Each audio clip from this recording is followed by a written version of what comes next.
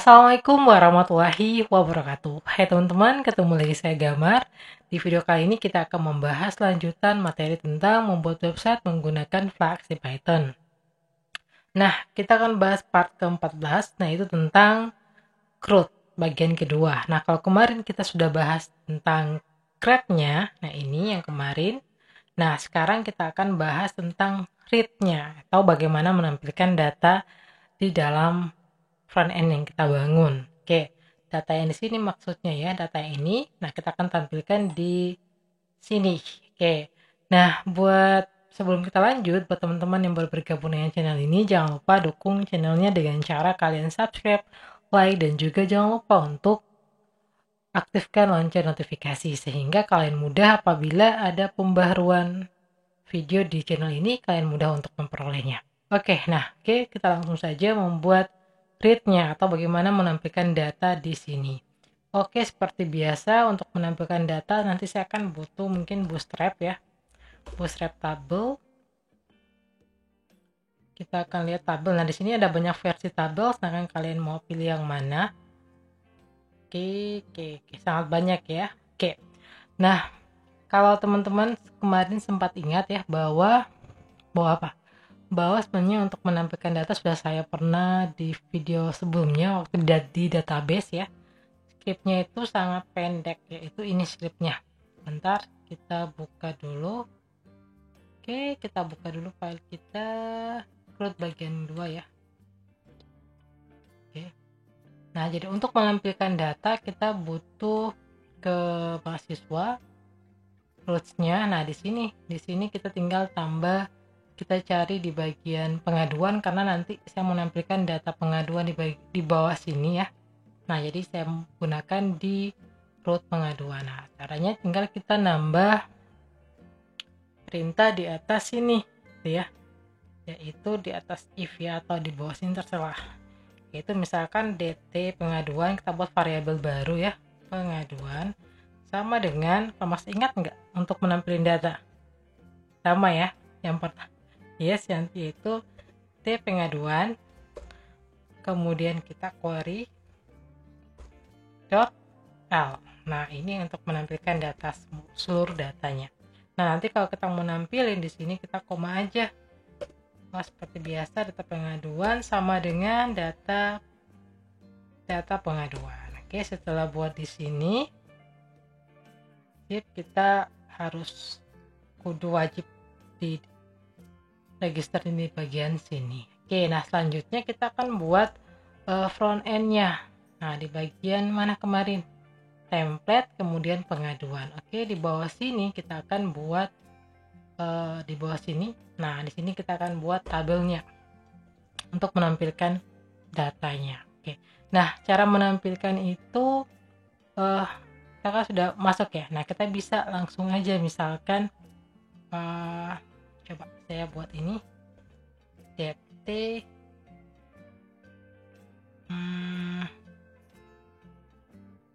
oke, misalkan dt pengaduan. Oke, kita mau lihat hasilnya seperti apa. Saya save dulu. Nah, ini muncul kan, datanya seluruhnya muncul. Kalau teman-teman lihat, ini saya panggil, datanya muncul semuanya. Sebentar ya. Nah, dimana sih? Oke, ini datanya muncul. Nah, tapi kalau teman-teman bisa lihat di sini, ini datanya muncul, saya panggil ya ini dt pengaduan berdasarkan dari root yang ini ya. Nah, di sini. Jadi sintaks untuk menampilkan ini ya. Nah, pendek banget ya kalau di Python. Oke, nah kemudian di sini kalau kita lihat kan hasilnya ini dalam bentuk list ya. Kemudian ada list 1 data, kemudian 2 data. Jadi kita akan menggunakan fungsi for untuk menampilkan datanya. Oke ya. Oke, next selanjutnya mungkin kita desain dulu di bagian sini. Di bagian ini saya gunakan tabel, misalkan di sini saya gunakan tabel mana nih? Oke.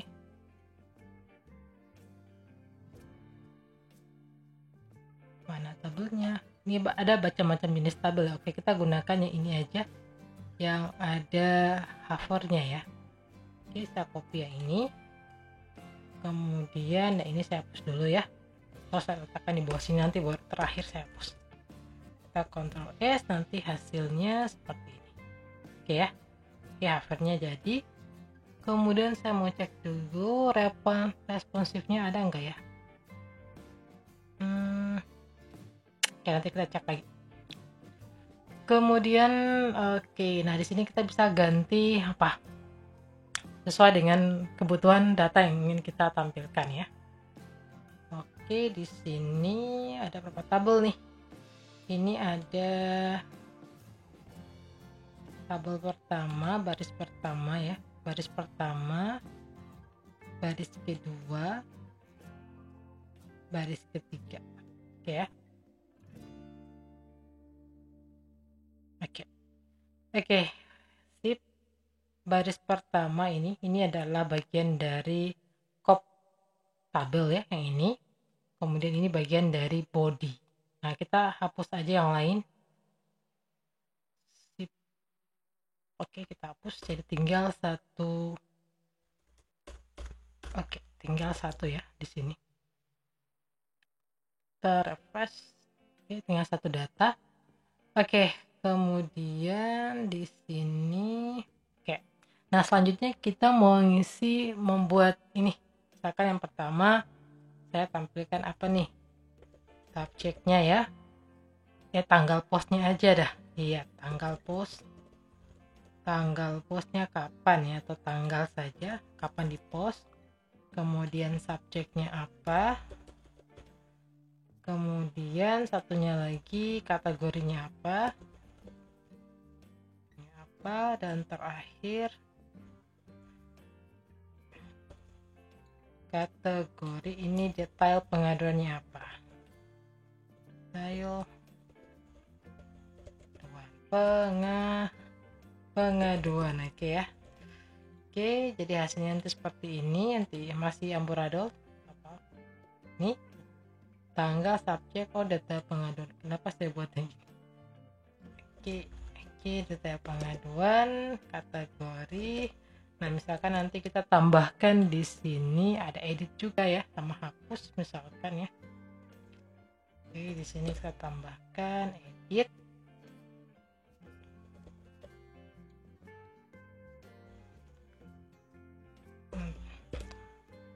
Terus nanti teman-teman bisa untuk modifikasi lagi. Oke, jadi ada tanggal, subjek, kategori, detail pengaduan. Nah, tinggal kita masukkan data ini ke dalam tabelnya. Nah, cara bagaimana supaya nanti datanya tersusun rapi. Nah, kita gunakan fungsi pengulangan. Oke, masih ingat fungsi pengulangannya? Oke, kita letakkan di mana? Nah, kita letakkan pasti di bagian body. Nah, karena pengulangan kan terjadi di bagian body ya, di sini. Nah, jadi di body table ya maksudnya. Di sini kita akan buat pengulangannya. Oke. Itu persen. Masih ingat nggak? Masih ya. Sudah kita bahas di apa ya? Di part kedua kalau nggak salah, atau ketiga ya.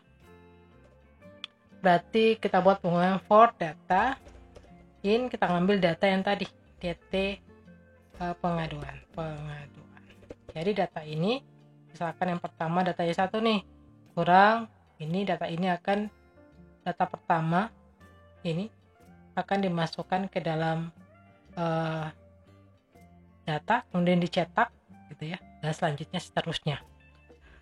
Oke, mudah-mudahan dipahami. Jadi data yang pertama ini akan dimasukkan di dalam data sini, kemudian dicetak di sini. Selanjutnya lagi, apakah masih ada datanya? Masih, ternyata masih data kedua. Data ini akan diambil, disimpan ke dalam data di sini, kemudian nanti ditampilin di bagian sini. Oke ya. Oke, kita coba saja. Oke, kita kosong dulu. Yang pertama itu kita mau nampilin apa? Yang pertama itu adalah tanggal. Nah, berarti kita tinggal buat panggilan seperti biasa, yaitu data, karena kita sudah simpan dalam sini kan. Berarti di sini kita taruh data dot tanggal post ya, sesuaikan dengan nama yang ada di dalam database. Tanggal post. Nah, yang kedua saya copy paste aja yang ini, kita hapus. Oke, saya copy paste saja. Kok ini ya? Kemudian Ctrl V. Yang kedua adalah subjek. Yang ketiga adalah detail pengaduan.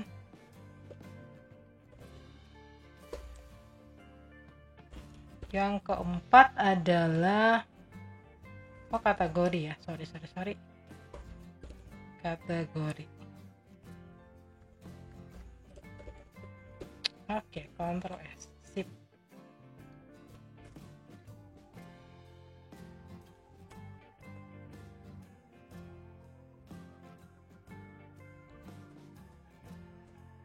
Oke, di sini kita pasang dulu edit. Terus sementara edit.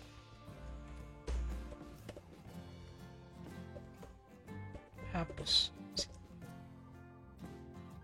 Nah, jadinya seperti ini. Ops, bentar.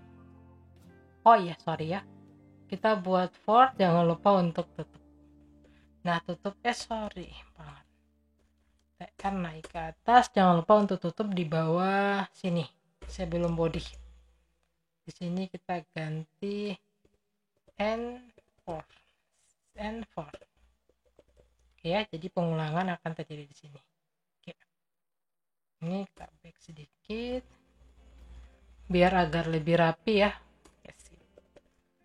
Nah, oke, kita jalankan. Nah, ini akan muncul sini kan. Nah, sesuai dengan data yang muncul. Ini akan muncul di sini dan sebagainya. Oke nih. Oke. Coba saya akan tambahkan data dulu. Misalkan saya tambahkan ID mahasiswa ya. Karena kita ada kurang. Bentar. Saya mau tunjukkan dulu ini. ID. Misalkan ID mahasiswa. Untuk sementara aja ya, ID mahasiswa. Di sini juga kita tambahkan yang sama.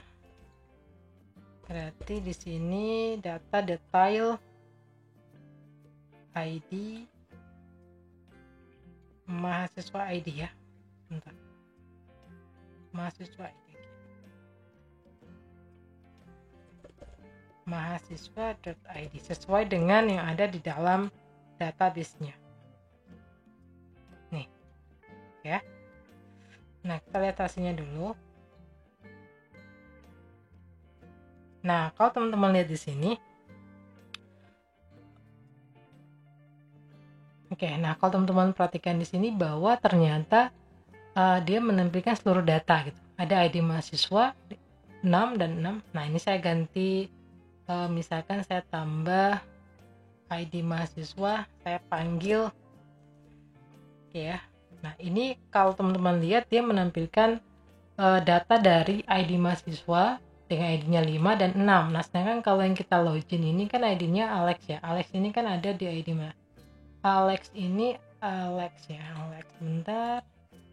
Nah, ini ID 6 ya. Seharusnya data yang muncul di sini hanya seleksi ID 6 atau hanya si Alex, hanya punya Alex ya. Karena tujuannya Alex hanya bisa melihat data yang dia input, data pengaduan.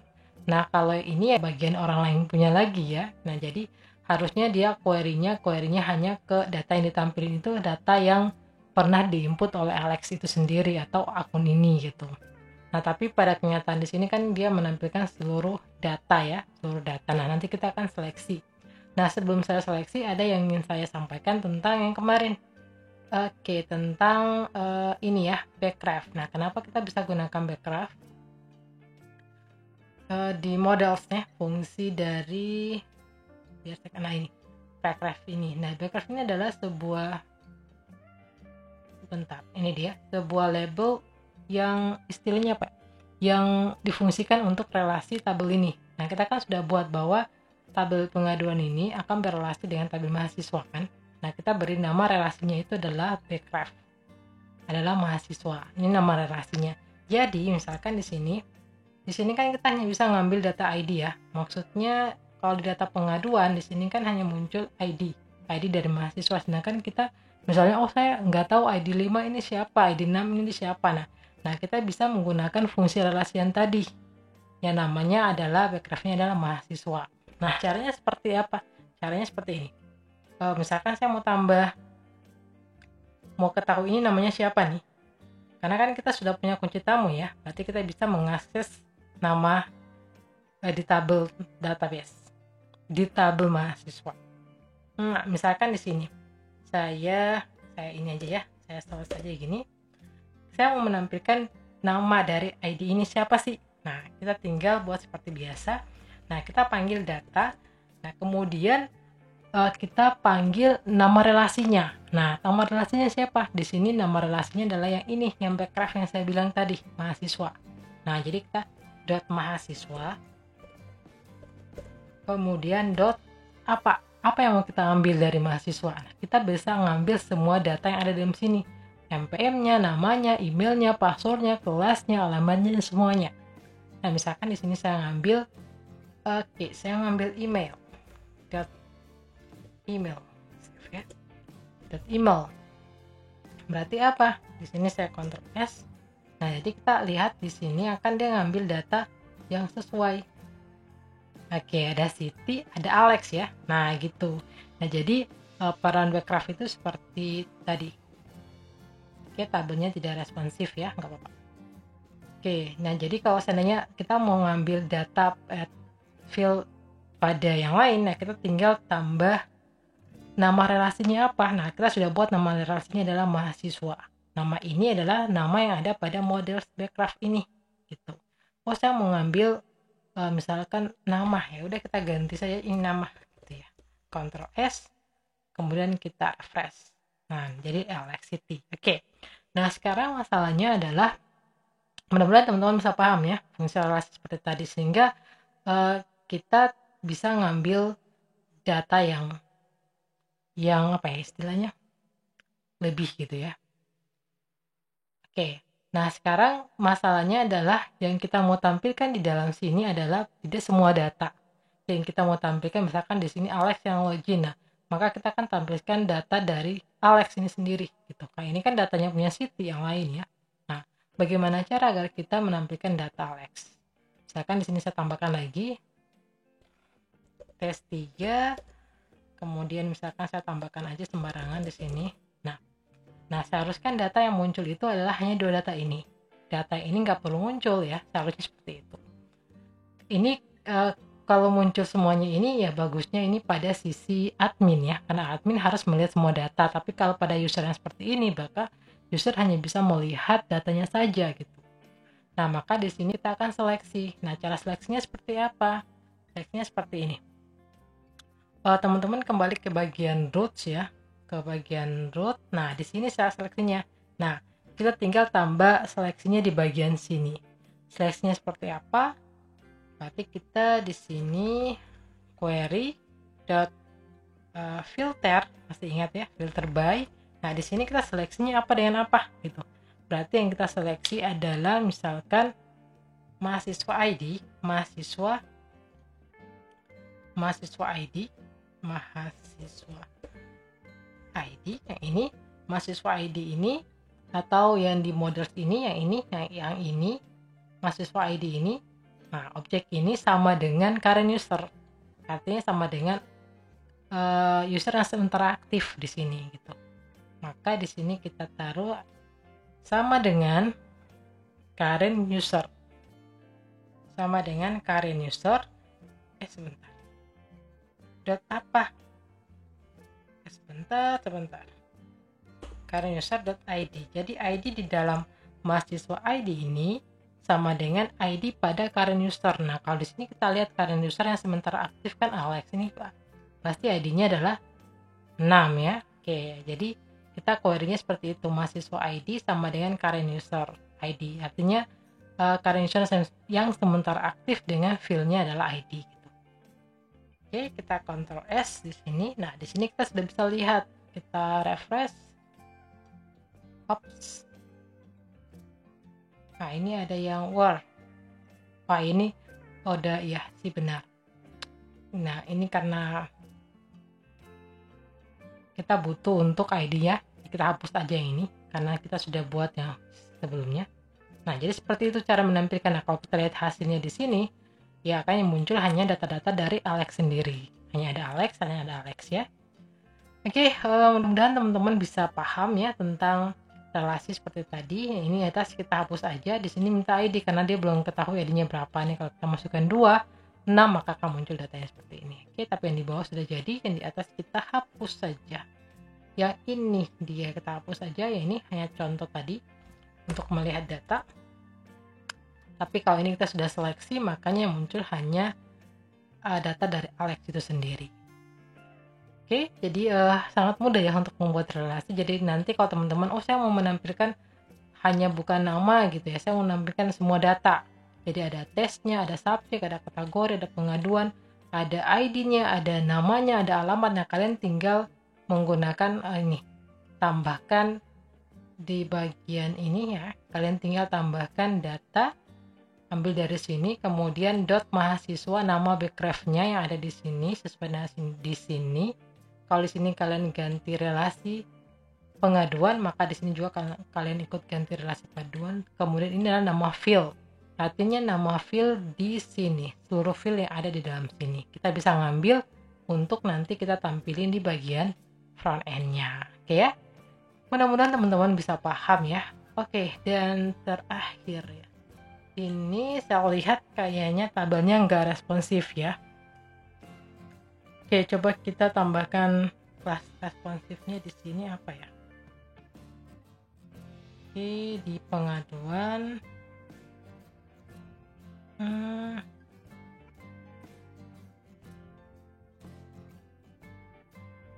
Tabel ya. Ini ya, kita coba tambah. Coba aja ya. Tabel responsif.